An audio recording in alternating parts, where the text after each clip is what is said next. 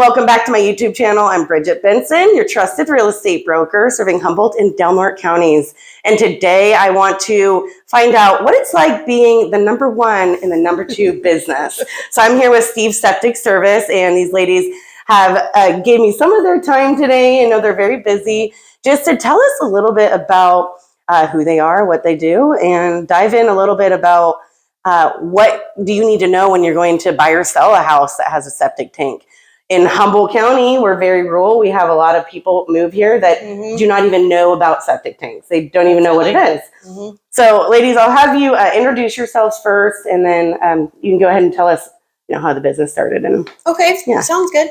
Well, my name is Lindsay Bruner, and I'm 1/3 of the owners of Steve Septic Service. I am Brittany Duran, and my husband and I, David Duran, and I are the other 2/3. Cool. Yeah, we really appreciate you coming here and speaking to us too. Thank you. So how long have you been in business? Steve Septic Service has been operating in this location, pumping and processing septic waste since the early 1990s. So it's a long time. Okay. Local business that's going to stay around. Correct. And they're here for you. Family. Local family business. Yes. It's been, the third, now this is fourth kind of family ownership. My mom, Teresa Green and Wes Green, owned the company for between 2004 and 2000.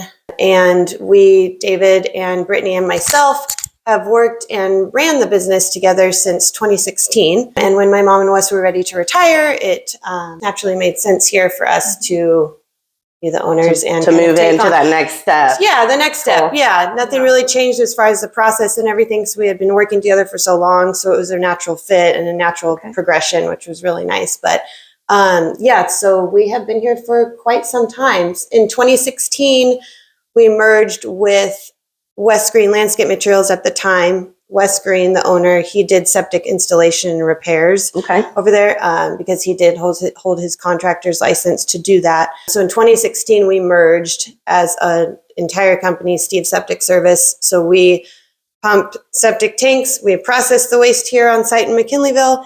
David has a contractor's license to install and repair all septic systems. So you've been in business, you took over in 2016, and you guys have been running it solid since then. It's been, no pun intended on that. You guys have been going strong and running the business. Nothing's changed. It's a seamless transition for you guys. Yeah, definitely. Yeah, and awesome. David, the other owner of the company here, has been installing and repairing septic systems for 20 years. So he carries a lot of experience, a lot of local experience working with environmental health department here. He has just a lot of experience here. You want a company that has experience in these things. So thank you for sharing us. So last thing, how do we get a hold of you? Just tell us that. Where do we find you? No problem. We're easily found by phone. 707-839-2270 is our phone number. We do have a website present, steveseptic.com. We also are on Facebook, and we respond through messages that way as well. Okay, cool. And I'll put their information in the description too. Okay. So let's dive a little bit into, we'll go to Brittany now, and can you just tell us a little bit about what a day in the life looks like for you? What kind of services are you providing for the community here in Humboldt and Norte County, right? Yes. So Humboldt, Norte, and Trinity is where we're licensed. So we do a lot of pumping, septic tanks. We do installations, repairs of existing septic tanks. We do inspections. So we are certified for all real estate inspections, City of Trinidad inspections, environmental health, OWTS inspections. And we actually have now 4 people that are licensed to do that. Keep up on their testing requirements to do so. So everybody I didn't realize you had to have a certificate to test the septic tank. I think it's mostly through the NOT program. So it's National Association of Wastewater Technicians. 4 of the technicians are in that program. That's great, because you guys are servicing 3 counties. So to have 4 providers is to help with that? Yes. And yes. those people help with the real estate, or what are? Okay. Usually it's David or Saul for real estate inspections, and they combined have like 50 years of experience. Okay. You do a lot of things. We do. What are some things that if maybe you two were going to buy and sell and there was a septic tank on the property, what would you be looking for? Can you tell me, or what would your company look for if you went out to look at a septic tank? Yeah, so we highly suggest that the septic tank be pumped at the time of inspection. It isn't a requirement, but if we don't pump the septic tank, we can't see the tank as a whole. So it's not a complete inspection. So that is one misconception. So you really should pump the septic tank at the time. Once it's pumped, we're checking the tank conditions, we're checking inlets, outlets, access risers if it has one, making sure water can't infiltrate, cracks, seam leaks, holes in the tank. So then we also will do a leach field test. So we do an operations test on the leach field, and we have a tiered condition based on environmental health standards of how the leach field is operating. Then if there's a pump, so if it's a non-standard system, we'll also be checking the pump conditions, floats. If there's a control panel, we'll be checking the control panel. So there's a lot of different factors, and there's different types of septic systems. So each one is pretty specific to that individual system. So, and we live in such a rural county. How are these trucks getting to the septic systems if they're like in the middle of the woods or whatever? Well, we don't have 4-wheel drive. Okay. So that's also another thing to bring up. But yeah, there's common issues where, there's branches or things like that we're having to cut back. But as long as it's a paved road and it's not too steep, we're making it there. And we can park within 150 plus feet of the tank. So we have enough hose to reach into the redwood trees. If they're here. Yeah. Because we don't want to drive on lawns. Okay. It can be very misleading with how saturated the ground is. I mentioned trees and such. So can you dive in a little bit on like how trees and roots can affect a septic system? That's our biggest culprit in our area with damage to systems. Where there's a will, there's a way for roots. So they will find septic tanks, they will find water, and they will infiltrate the actual leach lines in the leach field.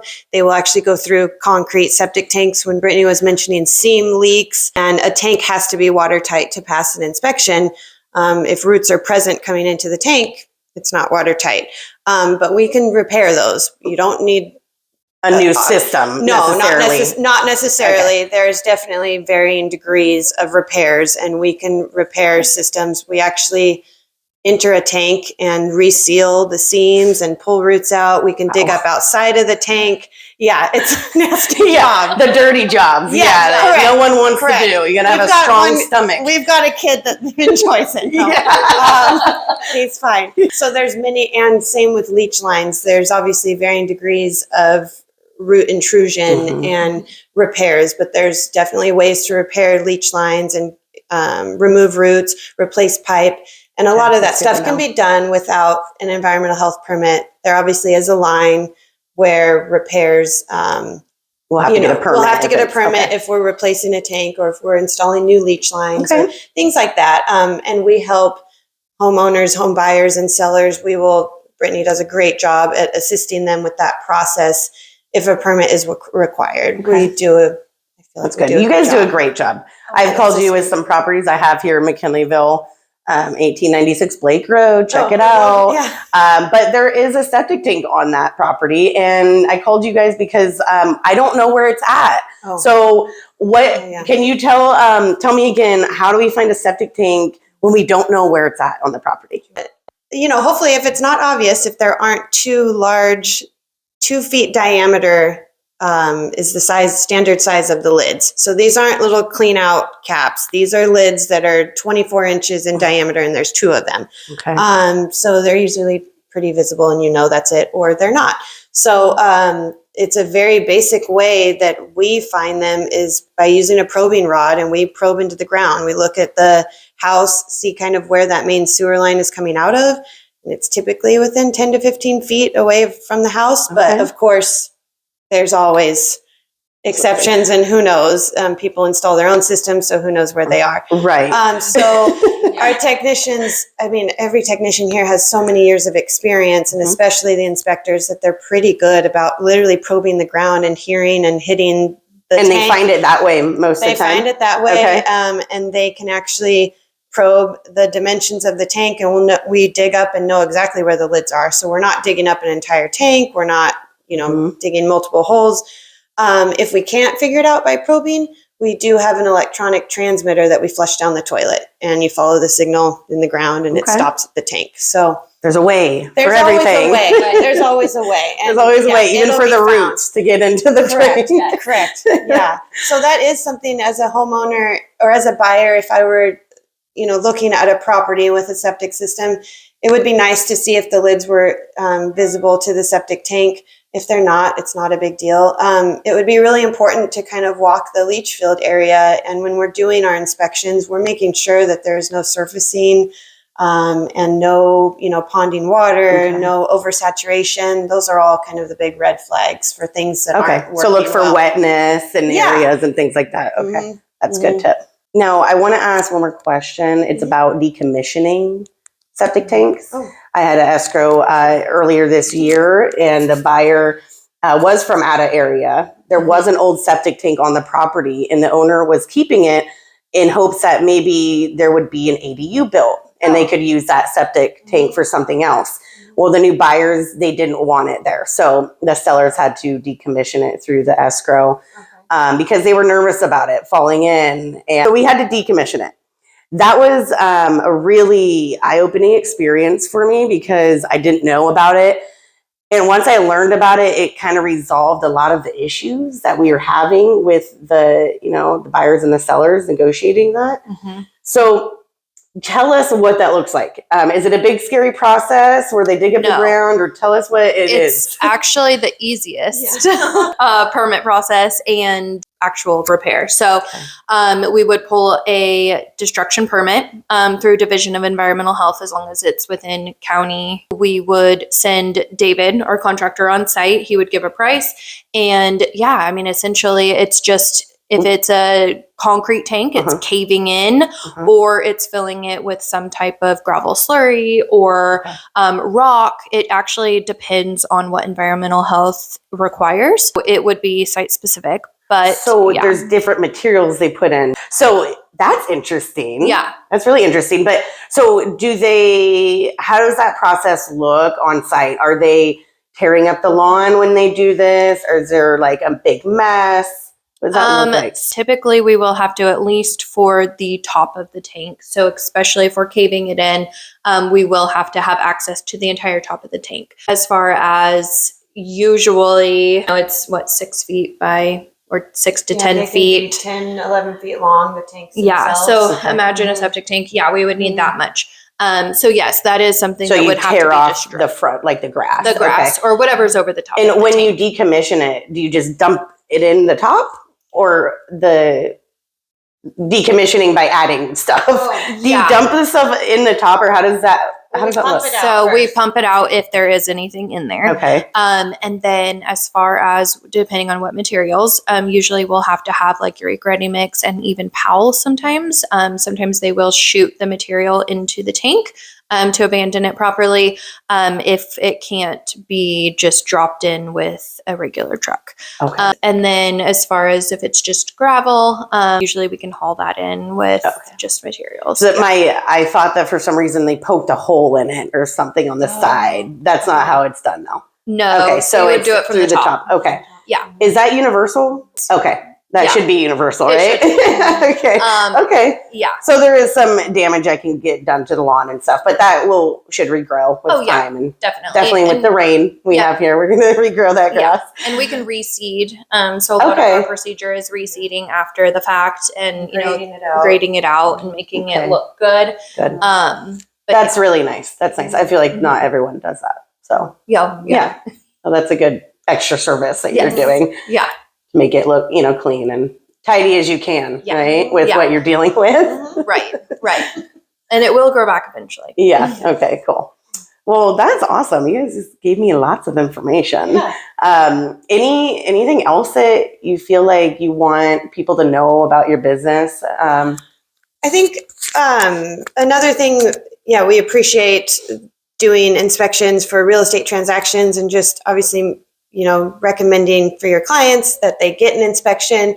Even as a seller, if they're getting ready to sell the property, it's a great pre-inspection to have, because depending on the time of the year and a potential process of repairs and the timeline and everything, if things don't pass, it can be, kind of a long window of weeks of time, or getting repairs, or if permits are required. All of that stuff takes time. So I always think it's a big inspection. And so it's a good pre-inspection before you are in escrow. And also just letting people know that we have maintenance pumpings here. We have all of our records dating back from the 90s. So we also, I feel like, are a good resource for other agents as well as potential buyers and sellers. You can definitely give us a call and we will provide information. We will give basic information of tank sizing or something, but we do need authorization from the homeowner to release records if there's anything, exciting in there. Yeah, and also it's nice for people to know. We often get asked, like, how often should a septic tank be pumped, or should a tank ever be pumped? Or my tank hasn't been pumped in 7 years and everything's going great. They're usually red flags for us because most likely the sludge has infiltrated into the leach lines, because the sludge doesn't disappear. It does break down into the tank and collect at the bottom, but eventually it does need to be pumped out. The higher percentage of sludge buildup into the tank, the higher risk of getting out to the leach lines, more expensive repairs. A very vague recommendation, depending on tank size and the occupancy in the home, anywhere from 3 to 10 years, you really want to get eyes on that tank and see if it needs pumped or not. And we're often doing, appointments and checking tanks out for people and pumping them if they need them. We're not going to pump it if it doesn't need pumped, but it's just something to, every 5 years, I think, is an average time to make sure that you don't ignore your system for longer than that. Good advice. Yeah. There are some parts of the septic system that require yearly maintenance. One of them is an effluent filter, which is, they've been around, I think it's required now for about 20 years, but it's a newer requirement if you have a new system installed or anything like that.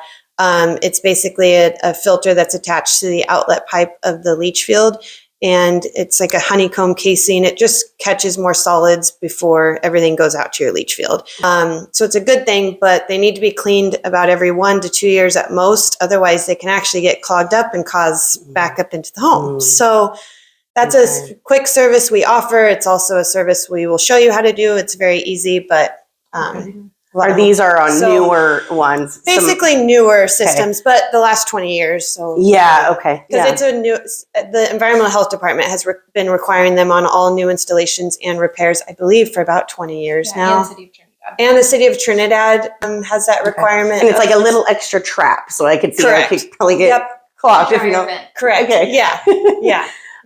Okay, so I just want to ask Brittany one more thing, because we were talking about myths. And I think this is a good one to tell people. What are some common myths that you hear and know about? So a lot of times we get calls about, should I put anything into the septic, like an additive? And we say no. So if your septic is working as it should, or natural bacteria will break down the solids. So unless for some reason it's not breaking down, there's a lot of instances where there's, medications somebody in the home's using medications or chemo treatments.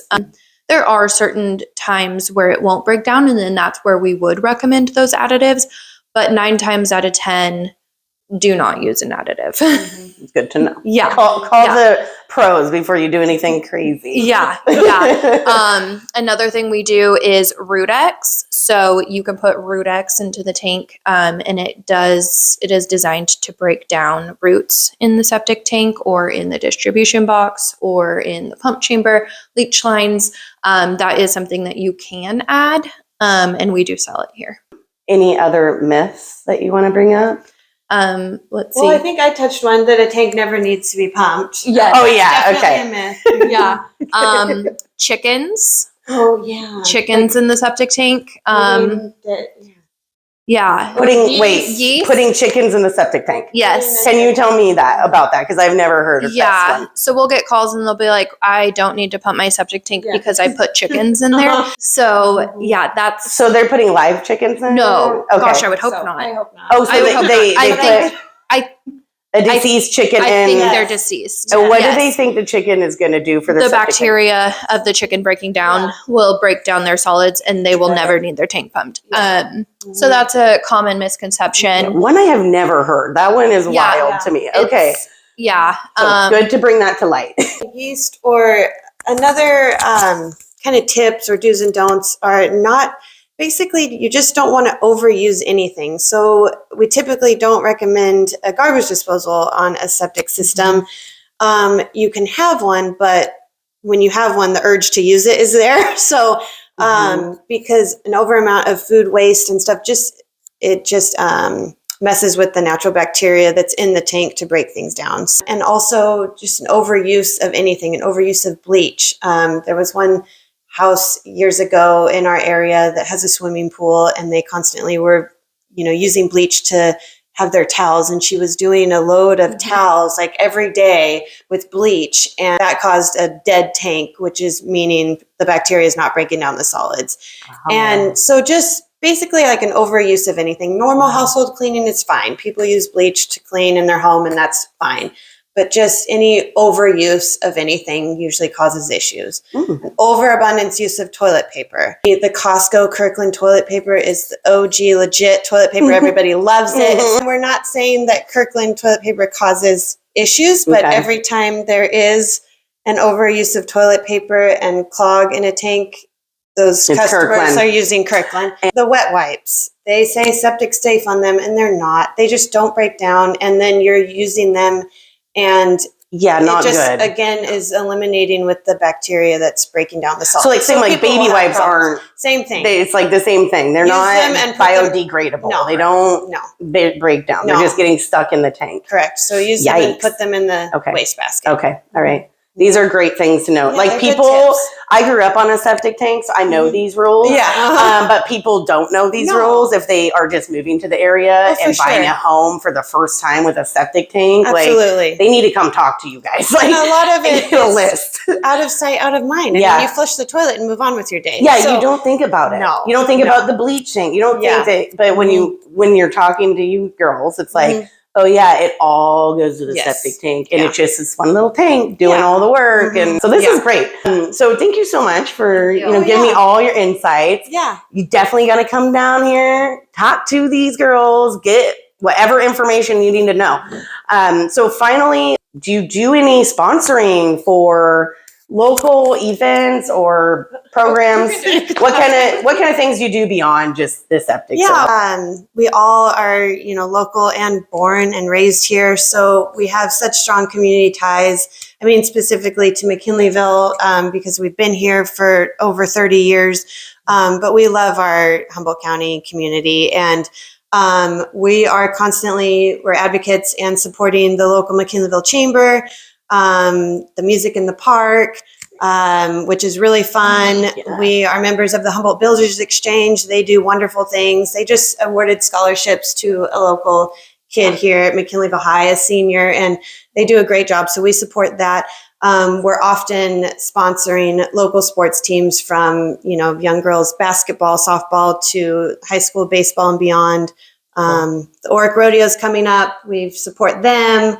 So we're constantly making sure that our community knows that we're out there supporting, because we do believe this is a wonderful place to be and live, and give back is very important. And to be able to have a, successful business here because of all our customers, and it's a wonderful thing. Yeah. You guys hear that? Yeah. That was awesome. Yeah. You guys are local. You're rooted here. You care about the community that you're serving. Absolutely. And that definitely shows. So yeah. And we want to, make it all move forward. And we have a wonderful crew of, they're all men besides Brittany and I here. working for us, and they all, you know, have local roots here too. And our crew is, fabulous. So, Great. I love that. Well, thank you so much for your time. no, thanks for coming. Yeah, and just Appreciate lastly, just hit them with your phone number. Tell them how to find you. Yeah, 707-839-2270. Just always remember we're number one in the number two business. Yeah, you got it. Thank you so much. Thank you.